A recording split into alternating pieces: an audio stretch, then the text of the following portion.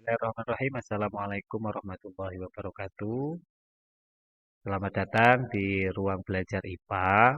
Perkenalkan, saya Wawan Prasetyo Herianto. Ingin memberikan pemantapan materi IPA kelas 7 semester 1 tahun 2023-2020. Pemantapan ini Pak Wan berikan untuk memberikan pemantapan materi persiapan asesmen sumatif akhir semester 1 ini, sehingga nantinya diharapkan adik-adik bisa mempersiapkan dengan baik dan mendapat hasil yang maksimal. Sebelum Pak Wan masuk ke materi, Pak Wan punya sedikit motivasi belajar. Di sini diriwayatkan oleh Muslim yang mengatakan bahwa siapa yang menempuh jalan untuk mencari ilmu, maka Allah akan memudahkan baginya jalan menuju surga. Maka kalau kita belajar dengan sungguh-sungguh dengan niat baik, insya Allah kelak kita akan diberikan hadiah surga. Langsung saja yang akan Pak Wan bahas di pertemuan kali ini adalah terkait dengan hakikat sains, zat dan perubahannya, suhu kalor pemuaian, dan yang terakhir adalah gerak dan gaya. Langsung saja yang pertama terkait dengan hakikat sains, kawan akan membahas tentang cabang ilmu sains. Cabang ilmu sains itu banyak. Yang pertama ada biologi. Biologi adalah ilmu yang mempelajari tentang makhluk hidup. Di dalam biologi pun ada ilmu zoologi, ada botani, entomologi, dan mikrobiologi. Yang sering kita bahas yaitu tentang ilmu mikrobiologi. Ilmu mikrobiologi ini adalah ilmu yang mempelajari tentang makhluk hidup yang sangat kecil. Contohnya ada bakteri dan mikroba-mikroba lain. Yang kedua ada fisika. Fisika adalah ilmu yang mempelajari tentang gejala dan fenomena alam. Di dalam fisika juga ada ilmu mekanika, elektronika, dan optik geometri. Optik ini sangat kaitannya dengan manusia, yaitu penglihatan, kamera, mikroskop, dan sebagainya yang berkaitan dengan penglihatan kita. Yang selanjutnya adalah ada kimia. Kimia ini adalah ilmu yang mempelajari tentang materi, yaitu untuk mengetahui terbuat dari apa, sifat perubahan alam, suatu reaksi. Ilmu yang mempelajari dalam kimia ada farmasi, radiokimia, kimia organik, dan kimia anorganik. Farmasi sendiri ini yang membahas tentang obat-obatan. Nah, selanjutnya ada geologi. Ilmu geologi ini biasanya mempelajari tentang banyak hal terkait dengan penampakan alam di muka bumi atau di muka bumi, salah satunya seperti gempa, gunung berapi, dan lain sebagainya. Ada astronomi yang mempelajari tentang planet, bintang, dan alam semesta. Dan yang terakhir ada ekologi yang mempelajari tentang interaksi dan hubungan timbal balik antar makhluk hidup. Itu adalah cabang ilmu sains. Adik-adik harus memahami ya. Yang selanjutnya ada metode ilmiah. Adik-adik sudah tahu bahwa untuk melakukan penelitian, kita harus menerapkan metode ilmiah. Ada 6 langkah melakukan metode ilmiah. Yang pertama, observasi, hipotesis, rancangan percobaan, eksperimen, data, pengumpulan data, dan kesimpulan. Pawan punya contoh aktivitas pengamatan. Misal ada biji tanaman yang sudah kita tanam, yang satu diletakkan pada kondisi cahaya gelap dan terang, yang satu ada di terang. Hasil pertumbuhannya seperti ini adik-adik. Bisa dilihat ya, pada hari keempat, 6, 8, dan 10 hasilnya seperti ini. Dari pengamatan yang kita lakukan, maka diperoleh variabel bebas. Variabel bebas itu apa? Variabel yang kita ubah. Yaitu yang kita ubah adalah tempatnya atau kondisi cahayanya, yaitu gelap dan terang. Itu variabel bebas. Variabel kontrol adalah variabel yang tidak mempengaruhi variabel bebas. Contohnya tanamannya harus sama, potnya harus sama, tanahnya sama, air suhunya juga sama. Ada variabel terikat. Variabel terikat adalah variabel yang dipengaruhi oleh variabel bebas. Apa yang dipengaruhi? Yaitu pertumbuhan atau pertambahan tinggi tanaman. Dan yang terakhir, setelah sudah tahu macam-macam variabel, adik-adik harus membuat kesimpulan. Dari tabel ini, antara kondisi gelap dan terang, adik-adik bisa lihat tinggi pertambahan tinggi tanamannya. Yaitu lebih tinggi atau lebih cepat pada tempat yang gelap atau kondisi cahaya yang gelap. Maka dapat disimpulkan, tanaman pada kondisi cahaya gelap pertumbuhannya lebih cepat. Itu yang namanya kesimpulan. Setelah adik-adik melakukan pengamatan, adik-adik hasilnya harus dibuat di dalam grafik. Adik-adik harus tahu grafik itu bentuknya ada yang vertikal dan horizontal. Vertikal itu untuk panjang tanaman, yang horizontal itu untuk hari. Dan garis ini ada 2 garis itu berdasarkan dari hasil panjang tanaman tadi, yaitu di tempat gelap dan di tempat terang. Artinya satu grafik itu bisa dibuat menjadi 2 hasil pengamatan sekaligus. Jadi adik-adik harus melihat hasilnya tadi. Yang selanjutnya, Pak Wan mau membahas tentang sifat zat. Adik-adik udah tahu pasti untuk peristiwa es meleleh. Es sebelum meleleh itu bentuknya adalah zat padat. Sedangkan setelah meleleh bentuknya adalah zat cair. Kenapa bisa demikian? Adik-adik bisa mengamati bahwa es jika diletakkan di luar mesin pendingin maka dia akan menyerap kalor. Saat dia menyerap kalor, maka partikel di dalam es akan bergerak lebih cepat. Saat partikelnya bergerak lebih cepat, artinya antara partikel satu dengan yang lainnya sudah tidak ada saling tarik-menarik dengan kuat, sehingga partikel tersebut akan saling melemah dan berubah wujud menjadi zat cair. Seperti itu peristiwa es meleleh. Ini harus dipahami adik-adik.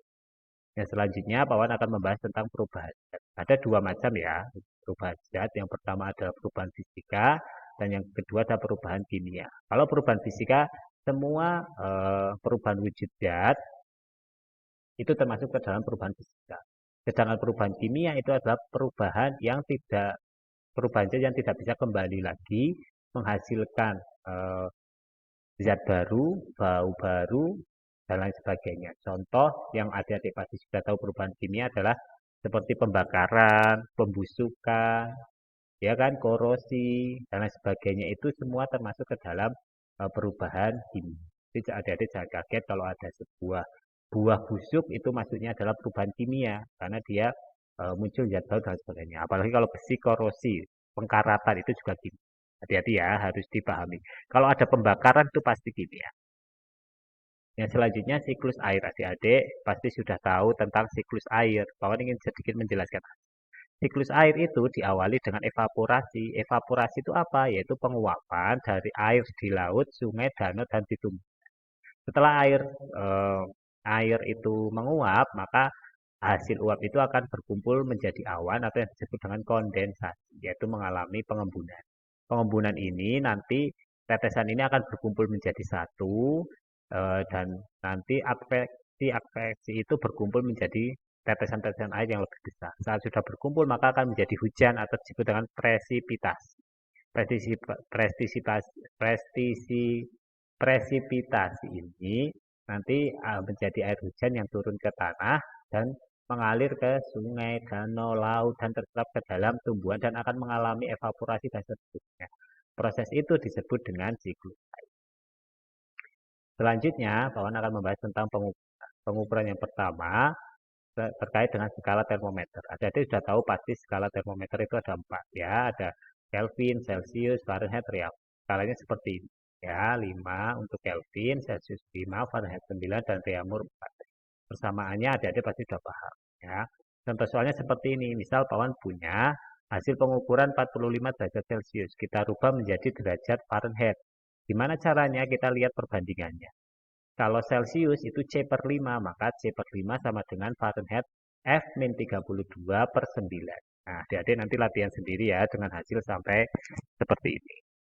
Selanjutnya, nanti latihan soal lagi ya untuk Celcius ke Fahrenheit. Yang selanjutnya terkait dengan pengukuran untuk mengukur volume. Adik-adik kalau mengukur air dengan menggunakan tabung, ada istilah meniskus. Meniskus itu adalah bentuk cekung lengkungan ini adik-adik. Jika bentuknya lengkungan ke dalam seperti ini, maka membacanya bagian meniskus bawah. Tapi kalau bentuknya cembung kayak gini, membacanya adalah meniskus yang bagian atas. Nah, untuk volumenya seperti ini. Misal Pawan punya gelas ukur isi air, volume airnya 50 mili. Ya kan? Pawan kasih batu berubah menjadi 80 ml. Maka kesimpulannya volume batu itu berapa? 80 ml kurangi 50 ml. Maka volume batunya 30 ml. Berapa airnya? Volume air adalah 50 ml. Yang selanjutnya pengukuran terkait dengan massa jenis.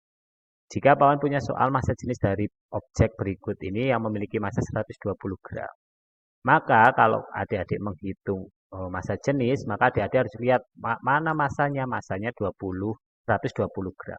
Mana volumenya? Volumenya belum ada, maka kita hitung dulu. Ini bentuknya adalah balok, maka rumusnya panjang kali lebar kali tinggi. Panjang, lebar, tinggi. Ketemunya juga 120. Maka untuk menghitung massa jenis, 120 gram massanya dibagi 120 volumenya, ketemunya 1 gram per cm kubik. Mudah kan? Selanjutnya ada lagi terkait dengan pengukuran kalor. Jika ada soal adik-adik suruh menghitung kalor yang diperlukan untuk memanaskan 2 kg air dari suhu 20 derajat Celcius menjadi 70 derajat Celcius, dan kalor jenis airnya adalah 4200, maka adik-adik ingat rumusnya Q sama dengan MC delta T. M-nya berapa, massanya 2 kilo, C airnya berapa, kalor jenis airnya 4200, dan delta T adalah perubahan suhunya adalah dari 20 menjadi 70, yaitu 70 kurangi 20 menjadi 50. Tinggal kita kalikan, ketemunya adalah 420.000. Nah, untuk menjadi kilojoule tinggal dibagi aja 420.000 joule dirubah dibagi 1000, maka menjadi 420 kilojoule. Yang selanjutnya tentang pemuaian. Adik-adik pasti sudah tahu pemuaian ya. Kalau misal adik-adik melihat bimetal seperti ini, bimetal kita lihat di yang C saja adik-adik. Jika bimetal itu dipanaskan, kok membengkok di logam yang nomor 2, artinya adalah logam 2 memiliki koefisien lebih kecil dari logam 1, atau logam 1 memiliki koefisien muai lebih besar dari logam 2. Ingat-ingat ya, itu kalau memanaskan melengkung ke bawah kedua itu berarti koefisien logam 2 lebih kecil dari logam 1. Yang selanjutnya, peristiwa pemuaian itu terjadi yang pertama pada dimanfaatkan pada rel kereta api itu dibuat ada celahnya. Ini difungsikan agar saat panas, karena ini terbuat dari logam, tidak saling patah karena antara besi yang satu dengan yang lainnya memuai. Sehingga ini untuk mengatasi tidak terjadi kerusakan pada rel. Yang kedua, pada kabel listrik dibuat kendor. Ini untuk mengatasi kalau malam hari saat penyusutan tidak mengalami putus. Dan yang terakhir, celah di bingkai kaca jendela. Ini karena kaca juga mengalami pemuaian. Kalau kena panas, maka di bingkai harus ada celah agar ada ruang pemuaian untuk kaca tersebut. Yang selanjutnya, alat ukur pemuaian. Adik-adik sudah tahu ya, alat ukur pemuaian yang pertama zat padat diukur dengan Muisenbroek. Yang kedua, zat cair dengan labu didih. Dan yang terakhir, zat gas yaitu dengan dilatometer. Ya. Yang selanjutnya perpindahan kalor. Adik-adik pasti sudah tahu perpindahan kalor, biasanya sudah juga pernah. Jika adik memanaskan air pakai panci seperti ini, maka di pegangan ini ada perpindahan kalor yaitu secara konduksi melalui perantara. Di dalam air ini karena di sini ada aliran airnya, maka ini adalah konveksi. Dan saat adik-adik saat berdiri di dekat kompor, walaupun tidak kita bisa megang apinya, kita merasakan hangatnya api, maka itu disebut dengan perpindahan kalor radiasi. Nah, untuk identifikasi gerak, adik-adik harus paham bahwa gerak adalah perubahan posisi suatu benda dari satu tempat ke tempat yang lain mengacu pada titik tertentu. Itu gerak. Nah, misal Pak Wan punya grafik nih, hubungan antara kecepatan dan waktu. Jika grafiknya seperti ini adik-adik, ini grafiknya ke atas ya, artinya kecepatannya bertambah. Kalau kecepatannya bertambah, maka ini disebut dengan GLBB dipercepat. Dan yang kedua ini kecepatannya tetap ini cuma 18, maka dia disebut GLB. Dan kalau ini grafiknya ke bawah, maka dia kecepatannya berkurang, maka disebut GLBB diperlambat. Yang selanjutnya tentang gaya. Hukum gaya itu ada 3. Hukum 1 Newton, 2 Newton, dan 3 Newton. Hukum 1 Newton itu berbicara tentang kelembaman. Yang diam akan diam, yang bergerak akan tetap bergerak gitu ya. Yang kedua, contohnya adalah ini kalau adik-adik naik mobil, direm mendadak, maka tubuh adik akan ke depan, tiba-tiba dan kembali ke belakang. Yang kedua, yaitu tentang hukum 2 Newton, yaitu F sama dengan M kali A. Contohnya, misal adik-adik suruh menghitung percepatan. Percepatan itu A. A itu rumusnya di hukum 2 Newton adalah F per M. Yaitu F-nya adalah 25 Newton sama 15 Newton. Karena dia berlawanan arah maka dikurangi, maka menjadi 10 bagi 5 ketemu 2 meter per sekon kuadrat. Hukum 3 Newton aksi reaksi ya, contohnya perahu. Adik mendayung ke belakang, perahunya ke depan. Nah, itu adalah sedikit pemahaman pemantapan materi. Semoga bermanfaat dan jangan lupa terus belajar dengan niat yang baik. Assalamualaikum warahmatullahi wabarakatuh.